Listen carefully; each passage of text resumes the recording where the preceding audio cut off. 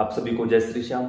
आज की वीडियो में हम आप सभी प्रेमियों को पितरों की अरदास लगाना बताएंगे कि पितरों की अर्जी कैसे लगाई जाती है अपने ही घर पर। तो उसके लिए सबसे पहले तो आप अपने पितरों के स्थान पर बैठोगे जहां भी आपके पितरों का आपने स्थान दिया हुआ है। अगर पितरों का स्थान आपने नहीं दे रखा तो आप अपने घर के पूजा स्थान पर बैठोगे जहां आप पूजा पाठ करते हो। मेल फीमेल कोई भी कर सकता है इस काम को, किसी भी दिन किसी भी समय कर सकता है इस काम को। अब पितरों की अर्जी लगानी क्यों है? जैसे कि लगे कि 2 दिन बाद मेरा कोई इंटरव्यू है, कोई एग्जाम है, या कोई भी जैसे कोई रिश्ता देखने जाना है, कोई रिश्ते वाला आ रहा है, या कोई भी ऐसा काम, कोई डील होनी है, कुछ भी होना है 2 दिन बाद, तो 2 दिन पहले पितरों की अर्जी लगाई जाती है। कैसे लगाई जाती है? सबसे पहले अपने घर के पूजा स्थान पर बैठो। पितरों का स्थान है तो वहां बैठो, पितरों के नाम का दीपक जलाओ। पितरों का नहीं पता, स्थान भी नहीं दे रखा है, तो अपने घर के पूजा स्थान पर बैठो, दीपक जलाओ। फिर संकल्प करो। संकल्प कैसे करना होता है? अपने दाएं हाथ में जल लेकर, दाएं हाथ में, हो सकता है कैमरा के मिरर मोड के कारण आपको ये लेफ्ट हैंड दिखाई दे, लेकिन ये मेरा राइट हैंड है भाई। राइट हैंड में जल लेकर संकल्प करना है। जो भी देवी देवता सामने हैं या तो उनका नाम लो, पितरों के स्थान पर बैठे हो तो पितरों का नाम लो। कैसे कि हे बाबा श्याम, बाबा हनुमान, मेरा नाम ये है, पिता या पति का नाम ये है, मेरा गोत्र ये है, इस जगह का स्थायी निवासी हूं, और मेरी कुल देवी वो है, कुल देवता वो है, और पितृ महाराज ये हैं, उनका भी नाम लो। अब जिन लोगों को नाम ही नहीं पता पितरों का, वो बोले कि मेरे घर के कुल देवी कुल देवता का नाम कंपलसरी है भाई। हो सकता है कई जगह कुल देवी अकेली होती है, कई जगह कुल देवता कुल देवी दोनों होते हैं। तो अगर कुल देवी कुल देवता दोनों हैं तो दोनों का नाम लो, कोई एक है तो उसका नाम लो, ये कंपलसरी है भाई। फिर बोलना मेरे घर के, मेरे शब्द, मेरे घर के जो भी अच्छे व सच्चे पितर हैं, मैं आपको अर्जी लगाने जा रहा हूं, जा रही हूं। मेरे घर के, मेरे शब्द जरूर प्रयोग करें। अच्छे व सच्चे पितर हैं, मैं उनको अर्जी लगा रहा हूं।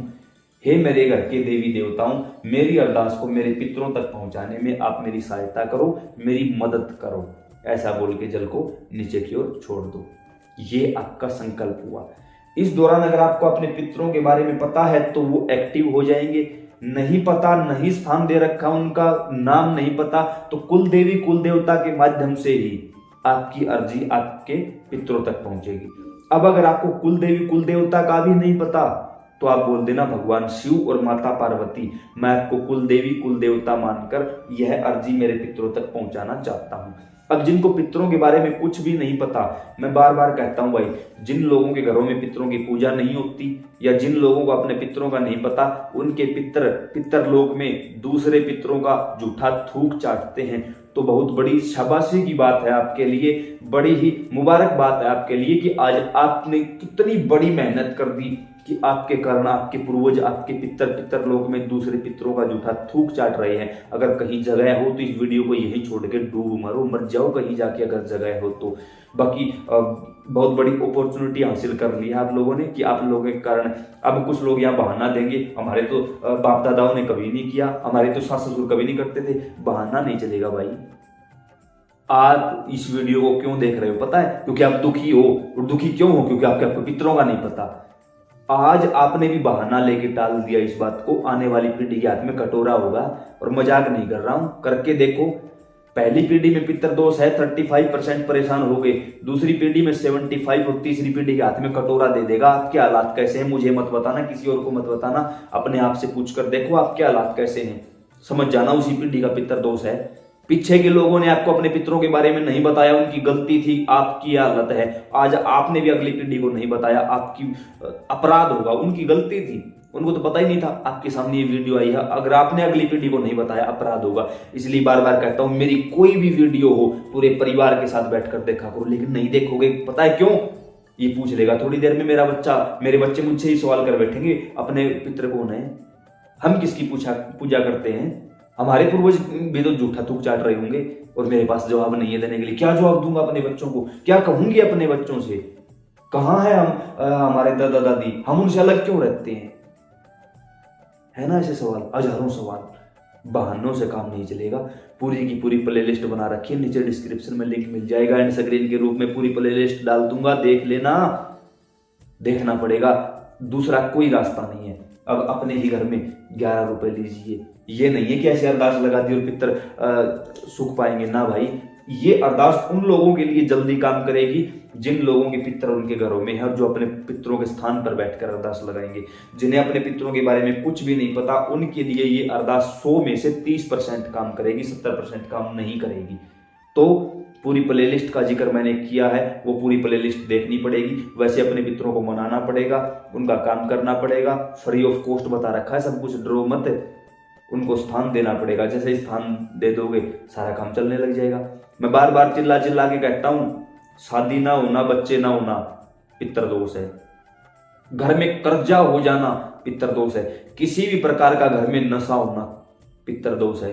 किसी भी प्रकार से किसी भी एक व्यक्ति की, खासकर रीढ़ की हड्डी में या किसी भी एक नस का बार बार ब्लॉक हो जाना, रीढ़ की हड्डी में दर्द होना, डॉक्टरों का बोल देना रिपोर्ट तो नॉर्मल है, कैसी दवाई दें, क्या ट्रीटमेंट करें, समझ जाओ डॉक्टरी चक्कर नहीं है, पितर दोष है जो कि लग के बिगड़ चुका है।